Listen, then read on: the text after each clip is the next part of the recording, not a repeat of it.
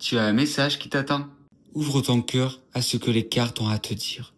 Mets la vidéo en pause ou fais une capture d'écran pour voir sur quelle carte tu es tombé. Puis reste ici pour en comprendre la signification. Si tu as eu la carte numéro 1, tu peux réellement garder espoir. Pourquoi tu n'y croirais plus d'ailleurs? Qu'est-ce qui t'a empêché de croire en ton potentiel, en ce que tu étais capable? Il va falloir t'écouter un petit peu plus. Quoique, si t'écoutes ton mental, ça risque d'être compliqué. Pour aujourd'hui, écoute ce signe, écoute ce message. Ça serait dommage d'écouter ton mental, car en plus tu y crois. Mais tu doutes un peu. Bon, tu as besoin d'être rassuré, ça c'est normal, mais vraiment garde espoir et reste positif même sur ce présent, j'allais dire sur ce futur, mais ce présent aussi va être favorable, donc soit dans ce lâcher prise, soit dans cette peut-être union avec toi-même, soit encore plus fort, soit encore plus doux, soit encore plus tendre avec tes mots et avec tes ressentis.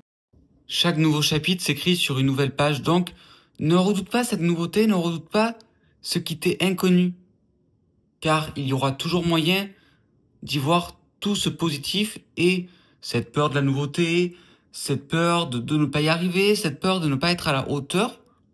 Au final, il n'y a que toi qui te poses réellement ces questions.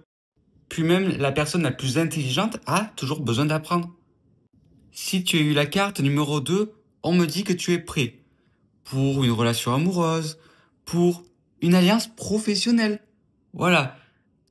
On voit que tu as bien réfléchi, que tu as fait le point, que tu as entrepris les démarches, que tu es ouvert aussi à cette nouveauté, à cet idéal. Voilà, t'es dans des bonnes énergies, c'est super positif. On t'annonce que du positif.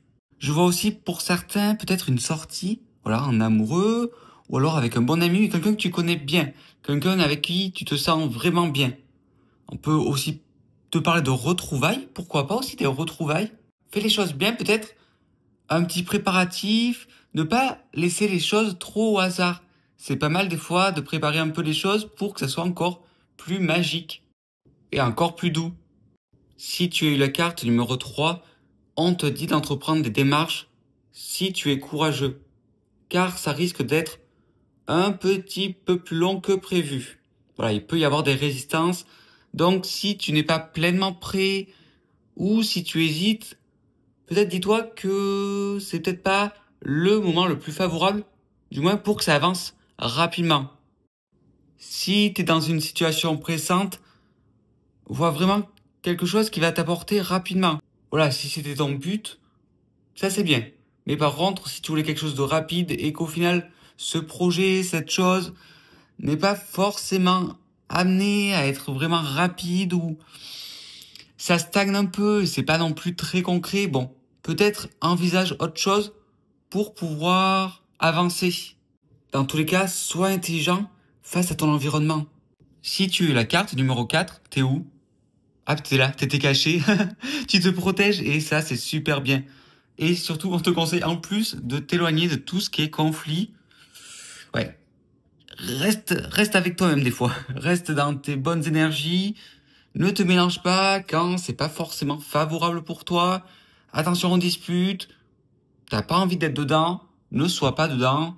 Ça ne t'apportera rien de positif et ça ne t'apportera rien en plus, dans tous les cas. Ou alors, ça peut t'apporter du négatif, mais c'est pas le but. Donc, on s'éloigne de tout ça. Cette carte indique aussi peut-être que quelqu'un a besoin de toi. Quelqu'un a besoin de ton soutien ou aura besoin de ton soutien. Donc, fais attention à ton environnement car tu pourras vraiment aider. Sois cette force sur laquelle on peut compter. Mais la belle force.